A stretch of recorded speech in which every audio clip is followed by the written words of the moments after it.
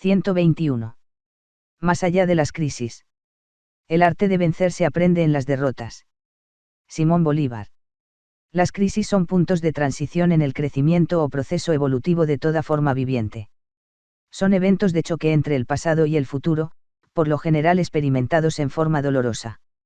Son indicadores de cambio, en el doble sentido de la expresión, porque nos muestran que algo en nosotros y en nuestro entorno está cambiando, y porque nos muestran la necesidad de cambiar y de adaptarnos inteligentemente a las nuevas circunstancias. Las crisis son dolores de parto. En una verdadera crisis necesariamente algo muere en nosotros, pero es porque algo más vivo y radiante pugna por salir. Alguna vez vi una película en la que mostraban en detalle lo que ocurre en una serpiente cuando muda de piel. El animal se refugia en un lugar especial, dentro de ciertas condiciones ambientales, y en forma casi ritual se desprende de sus antiguas vestiduras, cada vez más endurecidas y resecas. Simultáneamente aflora su nueva piel, seguramente al principio sensible y delicada, pero a la postre más flexible y adecuada para los nuevos desafíos. Cuando algo interno pugna por encontrar expresión en nosotros, estemos seguros de que es porque algo ha muerto ya en nosotros, porque un pasado empieza a quedar atrás. Y cuando aceptamos esa muerte, estamos propiciando el nacimiento de algo nuevo y más vigoroso. Richard Bach afirma bellamente que cuando una puerta se cierra en el universo es porque otra se ha abierto. Más allá de toda crisis, debidamente enfrentada y superada, se encuentran nuevos niveles de conciencia y de realización. Un ejemplo sobre el que quiero llamar particularmente la atención es el que se presenta en cierta etapa de la dentición de los niños. Más o menos a los 7 años de edad pierde los dientes incisivos. Supongamos que su madre no sabe que estos dientes serán reemplazados oportunamente por dientes más fuertes y bonitos, y se alarma porque su hijo o hija quedará mueca de por vida. Cierto que nos parece ridículo. Claro, todos sabemos que lo que ha ocurrido realmente es que los verdaderos dientes ya están saliendo, y a su paso han desplazado a los dientes que habían aparecido desde la tierna infancia. Hago énfasis en este ejemplo, porque, de igual manera, nos alarmamos por el enorme caos actual, por la crisis sin precedentes que vive nuestro país, o nuestro planeta, sin comprender que lo que ocurre en realidad es que nuevos valores y energías palpitan con tal intensidad que desplazan a su paso valores ya caducos y cristalizados. Nuestra cultura nos ha educado pobremente en cuanto a las crisis, aunque la psicología y la medicina vienen dando grandes pasos al respecto, gracias al sentido de prevención que tan sanamente nos han inculcado. No obstante, en la medicina actual todavía se habla mucho de combatir la enfermedad desconociendo muchas veces que la enfermedad es la manifestación externa de una crisis, o que constituye una crisis en sí misma y que, más que combatirla, el gran reto es comprenderla, desentrañar las causas subyacentes e indicarle al paciente los cambios de conducta y de actitud que debe emprender para trascender su enfermedad o limitación. Esta incultura de las crisis se evidencia en expresiones como estalló la crisis en la organización X y a los pocos días aparece publicada una noticia en la que se dice que la crisis fue confabulada. En primer lugar, si una crisis estalla es porque no se atendieron sus causas en el momento correcto ni en la forma adecuada. La crisis había sido reprimida hasta tal punto que solo quedó la violenta salida del estallido, lo cual de alguna manera es un atentado contra cualquier proceso de crecimiento. Y la palabra confabulación resulta también muy elocuente. Según el diccionario Larousse, confabular significa ponerse de acuerdo varias personas en un negocio ilícito, confabularse contra el enemigo. Las enfermedades y las crisis son consideradas como enemigos, cuando en realidad las crisis y el dolor son mensajeros del cambio, son emisarios de los reinos de la luz. El hecho de que comprender que la crisis es síntoma de crecimiento no nos exonera de darle la prioridad que merece. Al contrario. Si miramos con verdadera sensibilidad interna lo que ocurre a nuestro alrededor, vemos que es evidente que la crisis actual es grande. El dolor sigue visitando a muchos hogares y personas, bien sea en forma de penurias económicas, de agudas dificultades emocionales y afectivas, o de terror e incertidumbre ante flagelos como el secuestro, la guerrilla o la corrupción.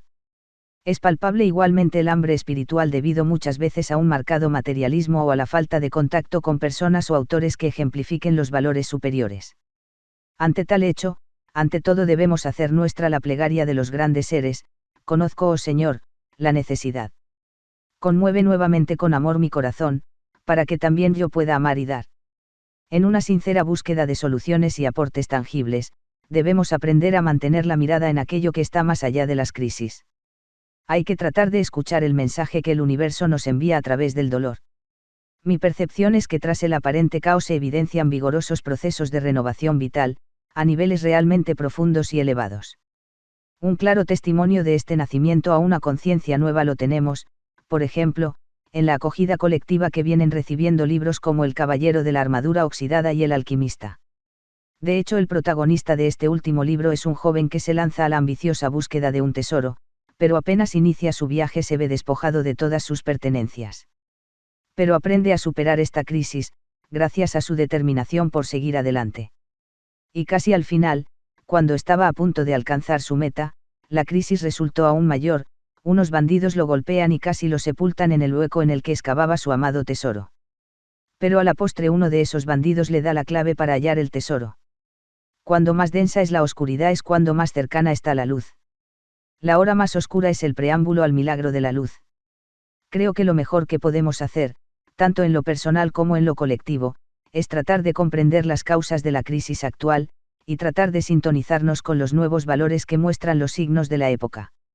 Hay mucha sabiduría actualmente manifestándose, pero hay que saber leer en el gran libro de la vida. Allí se nos dice que en nuestra época estamos dando un gran salto, desde la reacción emocional hasta la respuesta amorosa, desde el pensamiento hasta la inspiración superior, desde el materialismo hasta una espiritualidad nueva.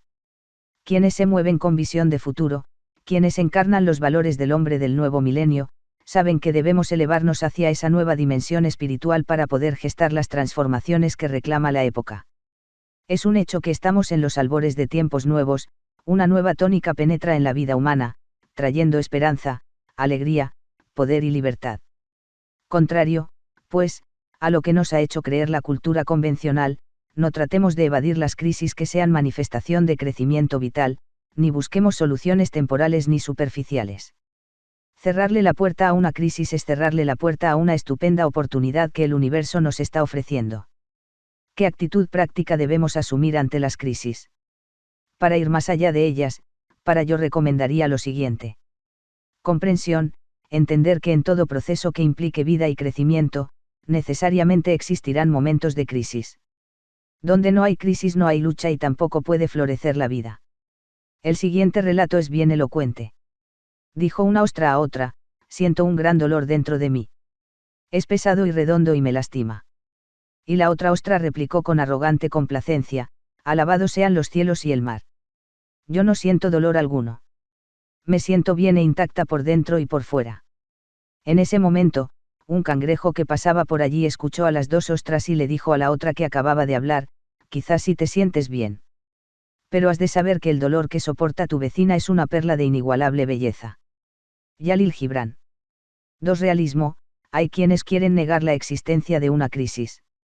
El que la niega, cuando ésta es evidente, se engaña a sí mismo. Y una crisis no aceptada se convierte en un problema crónico. Realismo implica también capacidad de aguante. Aguante es un término muy propio de nuestro pueblo. Si lo que nos corresponde vivir ha de doler, hagamos acopio de valentía y pidámosle a Dios capacidad de aguante. Reflexionemos sobre las causas de la crisis y preguntémonos qué nos está tratando de decir el universo. Hagamos nuestro el pensamiento de Fernando González. Padezco, pero medito. Autoolvido, a veces sobredimensionamos las dificultades y le prestamos indebida importancia a nuestra situación personal, o a nuestro entorno social inmediato, olvidando que somos parte de un contexto mucho mayor. Ese sano olvido de nosotros mismos implica concentrarnos en las grandes necesidades de los demás. Y el autoolvido también puede y debe involucrar buenas dosis de humor.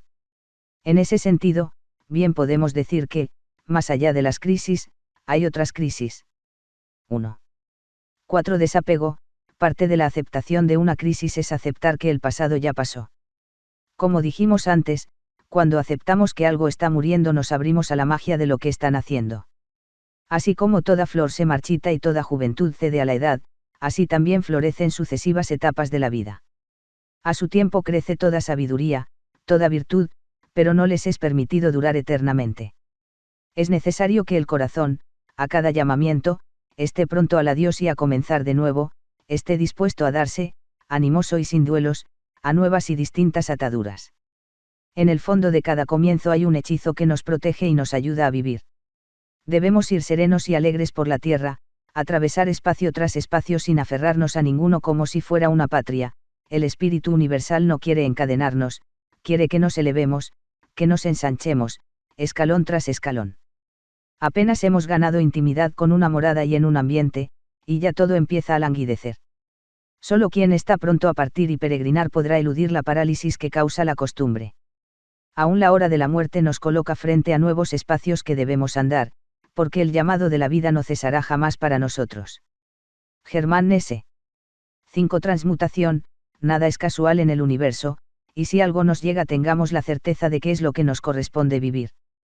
Lo importante no es lo que nos sucede sino lo que hacemos con lo que nos sucede. Una bella fórmula para capitalizar una crisis, elevándonos y dejándola atrás, es la siguiente. Toda persona debe pensar que cuanto le ocurre es un instrumento, todas las cosas le han sido dadas para un fin y reto consiste en descubrirlo.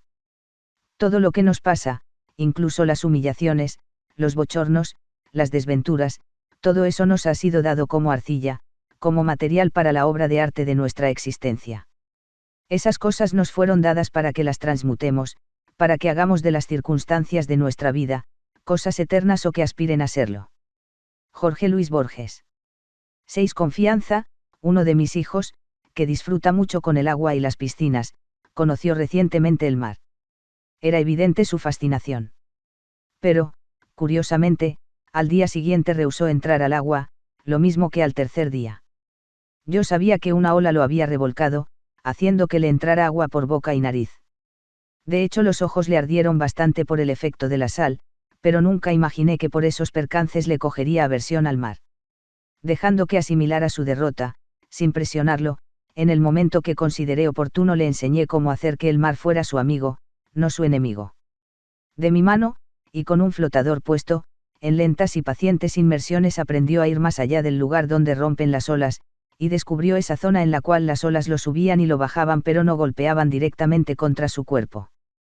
Poco a poco restableció la amistad con el mar, y pronto estaba jugando nuevamente por todos lados, ya sin temor al revolcón de las olas.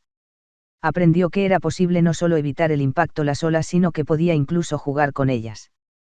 Cuando evoco esta imagen, pienso que eso mismo es lo que Dios hace con todos nosotros. Una y otra vez nos muestra cómo ir, de su mano, a ese lugar que está más allá de nuestras crisis, a esas aguas mansas y acariciadoras que son testimonio de su presencia. Si nos quedamos en las contingencias de la vida, en las cosas externas únicamente, esas olas de las circunstancias inmediatas nos golpearán, tarde o temprano, una y otra vez. Esas olas nos revuelcan y nos dan 3 vueltas, pero en cambio su impacto es menos intenso cuando aprendemos a conocernos a nosotros mismos mediante la interiorización y cuando comprendemos que hay un lugar dentro de nosotros desde el cual vivirlas y crecer con ellas. Entonces el dolor empieza a tener significado, pues se convierte en maestro que nos muestra en qué partes de nuestro desarrollo tenemos que trabajar más. No olvidemos que la actitud de una persona frente a las crisis denota su actitud frente a la vida, frente al cambio y frente al crecimiento. Que la confianza en el universo y en sus fuerzas restauradores nos permita hacer nuestro otro pensamiento plegaria de la sabiduría eterna, que el dolor traiga la debida recompensa de luz y de amor. Que el alma controle la forma externa, la vida y todos los acontecimientos, y traigan a la luz el amor que subyace en todo cuanto ocurre en esta época.